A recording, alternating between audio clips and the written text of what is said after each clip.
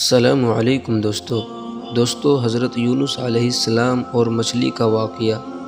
حضرت یونس علیہ السلام ملک عراق کے شہر نینوا میں پیدا ہوئے تھے، جس شہر کی طرف آپ کو نبی بنا کر بھیجا گیا تھا۔ اس شہر کی آبادی 1 لاکھ یا اس سے کچھ زیادہ تھی۔ آپ بھی لوگوں کو بت پرستی سے منع فرماتے تھے اور ایک اللہ کی عبادت کی تعلیم دیتے رہے، برائیوں سے منع کرتے اور اچھائیوں کی ہدایت کرتے۔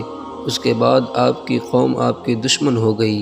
آخر قوم کی بار بار مخالفت سے تنگ آ کر آپ نے فرمایا کہ اللہ کا عذاب تم پر آ کر رہے گا، اور یہ کہہ کر دریا کی طرف چلے گئے۔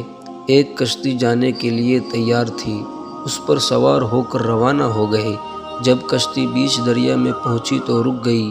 ملاح نے کہا، کشتی میں کوئی غلام ہے جو اپنے مالک سے بھاگ کر آیا ہے، جب تک وہ نہیں اترے گا کشتی نہیں چلے گی۔ قرعہ ڈالا گیا تو آپ کا نام نکلا۔ لوگوں نے زبردستی آپ کو دریا میں پھینک دیا۔ اللہ کا کرنا ہوا کہ ایک مچھلی دیر سے منہ کھولے کھڑی تھی، اس نے آپ کو نگل لیا۔ لیکن حضرت یونس علیہ السلام برابر اللہ کی پاکی اور بزرگی بیان کرتے رہے۔ اگر آپ اللہ کی پاکی اور بزرگی بیان کرنے والے نہ ہوتے تو قیامت تک مچھلی کے پیٹ میں رہتے، مگر اللہ میاں بے حد مہربان اور رحمت کرنے والے ہیں۔ وہ ہر توبہ والے کی توبہ قبول کرتے ہیں اور ہر پناہ چاہنے والوں کو پناہ بخشتے ہیں۔ حضرت یونس علیہ السلام بغیر اللہ کے مرضی کے بھاگ آنے پر بے حد شرمندہ تھے۔ اللہ تعالیٰ نے ان کو معاف کر دیا۔ عاجز آ کر اندھیرے میں پکار اٹھے، لا الہ الا انت سبحانک انی کنت من الظالمین۔ اے اللہ، تیرے سوا کوئی عبادت کے قابل نہیں، تو پاک ہے، میں نے اپنے اوپر ظلم کیا۔ اللہ تعالیٰ نے ان کی دعا کو قبول کی اور غم سے نجات دی۔ مچھلی کے پیٹ سے نکال کر میدان میں ڈال دیا اور اس پر ایک بیلدار درخت اگا دیا۔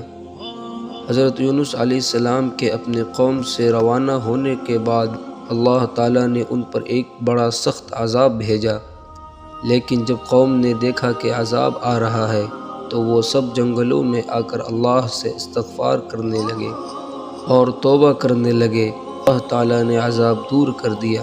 حضرت یونس علیہ السلام اچھے ہو کر دوبارہ قوم کے پاس آئے۔